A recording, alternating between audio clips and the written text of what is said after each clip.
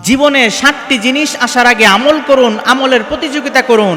আল্লাহর হাবিব সাল্লাল্লাহু আলাইহি ওয়াসাল্লাম বলেন, বাদিরু বিল আমালি সাবান, তোমাদের জীবনে 7টি জিনিস আসার আগে আমলের প্রতিযোগিতা করো, আমলের দিকে দৌড়াও।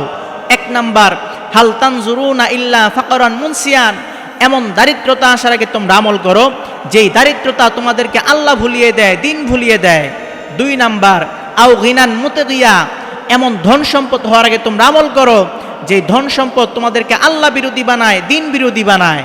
3 নাম্বার, আও মারাদান মুফসিদান, এমন অসুস্থ হওয়ার আগে তোমরা আমল করো যেই অসুস্থতা তোমাদের শরীরকে নিস্তেজ বানিয়ে দেয়। 4 নাম্বার, আও হারামান মুফান্নিদা, এমন বয়স হওয়ার আগে তোমরা আমল করো যেই বয়স তোমাদের আকল বুদ্ধিকে নষ্ট করে দেয়।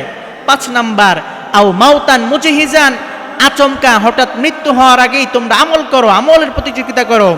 আপনি আর আমি এখন বেঁচে আছি, একটু পর বেঁচে থাকবো কিনা তার কোনো গ্যারান্টি নেই।